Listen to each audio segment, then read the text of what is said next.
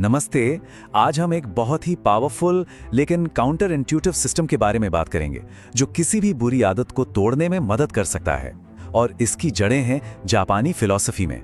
जरा सोचिए, क्या हो अगर बदलाव का सीक्रेट कुछ और ही हो?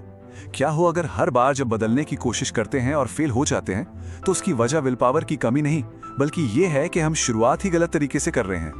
वो सीक्रेट ये हो कि शुरुआत एकदम छोटी, इतनी छोटी हो कि मजाक लगे। जी हाँ, बड़े से बड़ा बदलाव छोटे छोटे लगभग बेकार लगने वाले कदमों से शुरू हो सकता है। चलिए समझते हैं ये काम कैसे करता है। इस पूरी फिलॉसफी को समझने के लिए हम एक कहानी का सहारा लेंगे। ये कहानी है क्रिस्टोफर की, एक ऐसा इंसान जो उस स्ट्रगल से गुजर रहा था जिससे हम सब कभी ना कभी गुजरते हैं, आदतें बदलने का स्ट्रगल। तो देखिए, 40 साल की उम्र, 142 किलो वजन। क्रिस्टोफर ने एक तरह से हार मान ली थी। वो उस खतरनाक मोड़ पर था जहां इंसान सोच लेता है, बस मैं तो ऐसा ही हूं, अब कुछ नहीं बदल सकता। ये हार मान लेना, यही सबसे बड़ी प्रॉब्लम थी। और ये सिर्फ वजन के नंबर नहीं थे, ये उसकी रोजमर्रा की जिंदगी बन चुकी थी।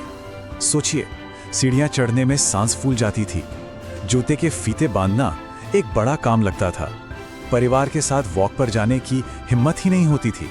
और शायद सबसे ज्यादा दुख इस बात का था कि उसकी 7 साल की बेटी ने अब उससे खेलने के लिए पूछना ही बंद कर दिया था। उसने भी मान लिया था पापा नहीं खेलते। और यहीं पर प्रॉब्लम की जड़ है। देखिए, ये एक कोट है जो सब कुछ समझा देता है। तुम इसलिए हारे क्योंकि तुमने 40 साल की जंग को 2 महीने में जीतने की कोशिश की। हम सब यही तो करते हैं ना, बहुत ज्यादा, बहुत जल्दी बदलने की कोशिश। लेकिन फिर कहानी में एक टर्निंग पॉइंट आता है। क्रिस्टोफर की मुलाकात होती है डॉक्टर यामामोटो से और उन्हें एक ऐसा निर्देश मिलता है जो सुनने में बड़ा ही अजीब था। डॉक्टर का प्रिस्क्रिप्शन क्या था? हर सुबह बस 1 गिलास पानी पियो और कुछ नहीं। क्रिस्टोफर तो चौंक गया होगा। मतलब 50 किलो वजन कम करना है और सलाह मिल रही है 1 गिलास पानी की।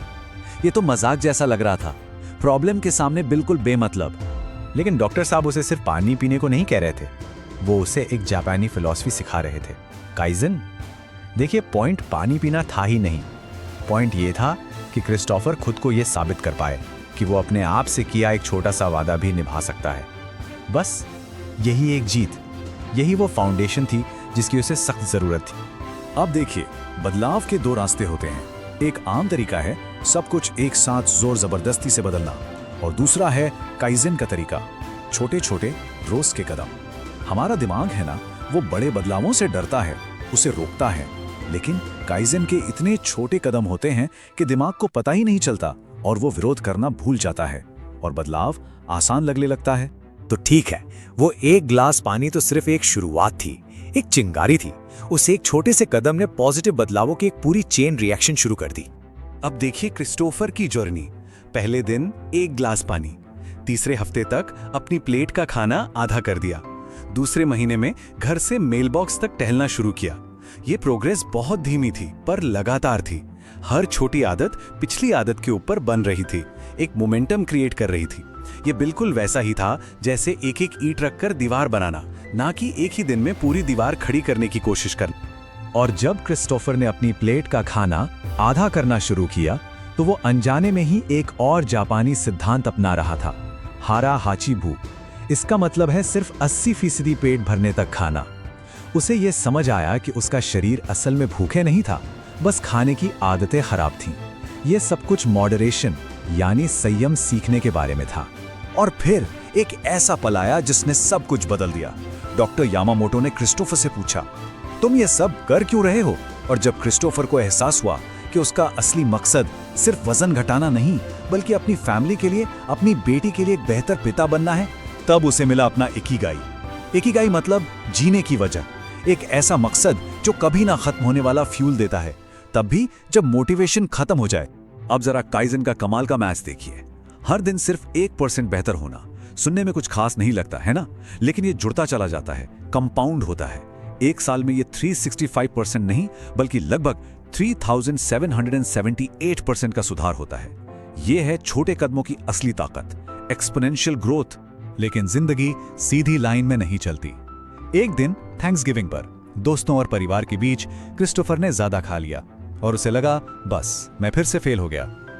ये वो मोमेंट है जो हम सब जानते हैं, जब एक गलती से लगता है कि सारी मेहनत बर्बाद हो गई। पर डॉक्टर यामामोटो ने उसे एक और फिलॉसफी सिखाई, वाबी साबी, यानी इम्परफेक्शन या कमियों को स्वीकार करना। उन्होंने समझाया कि ये कोई बड़ी हार नहीं है, ये तो बस एक लंबी जर्नी का एक हिस्सा है। एक खराब दिन पूरी जर्नी को खराब नहीं कर सकता। और उस ठोकर के ठीक अगले दिन क्रिस्टोफर उठा, उसने अपना एक गिलास पानी पिया और अपनी वॉक पर गया। इसी को कहते हैं गमबारू, मुश्किल समय में भी डटे रहना, परफेक्ट होने की कोशिश नहीं करना, बस हर बार गिरने के बाद उठ खड़े होना, वापस ट्रैक पर आना। और ये हमें कहानी के सबसे जरूरी हिस्से पर ले आता है, वो गहरा साइकोलॉजिकल शिफ्ट जो किसी भी बदलाव को टेम्परेरी नहीं बल्कि परमानेंट बनाता है। तो ये है वो पूरी जापानी प्रणाली। समझिए ये 5 टूल्स का एक सेट है। इकिगाई यानी आपका मकसद, आपका क्यों, काइजेन यानी तरीका, आपका कैसे, हाराहाचिबू जो संयम सिखाता है, वाबी साबी जो खुद पर दया करना सिखाता है, और गंबारू जो मुश्किल में भी आगे बढ़ने की हिम्मत देता है। देखिए, जब कोई आदत आपकी पहचान का हिस्सा बन जाती है तो उसे करने के लिए विल पावर की जरूरत नहीं पड़ती, वो अपने आप होती है। क्रिस्टोफर अब सिर्फ वजन कम करने की कोशिश नहीं कर रहा था, वो एक ऐसा इंसान बन गया था जो अपना ख्याल रखता है। ये सिर्फ कुछ करना नहीं है, ये कुछ होना है। और हाँ, नतीजे भी जबरदस्त थे। 18 महीनों में 142 किलो से 90 किलो, मतलब 52 किलो का फर्क। लेकिन ये याद रखना जरूरी है कि ये नंबर तो बस एक बाहरी नतीजा थे, असली बदलाव तो अंदर हुआ था। इस कहानी की असली विरासत वो बदला हुआ शरीर नहीं था। सबसे पावरफुल बात यह थी कि क्रिस्टोफर की बेटी ने अपने पिता को हर दिन छोटे छोटे वादे निभाते हुए देखा। उसने अपनी आंखों से सीखा कि बदलाव मुमकिन है, कि अनुशासन काम करता है, और ये सबक किसी भी लेक्चर से कहीं ज्यादा कीमती था। तो अब सवाल ये उठता है, बड़े बड़े गोल्स को एक पल के लिए भूल जाइए। वो एक सबसे छोटा, इतना छोटा कि मजाक लगे, ऐसा कौन सा वादा है जो कोई भी इंसान कल से खुद से कर सकता है? शायद बदलाव का सारा रहस्य उसी एक छोटे से वादे में छिपा हो।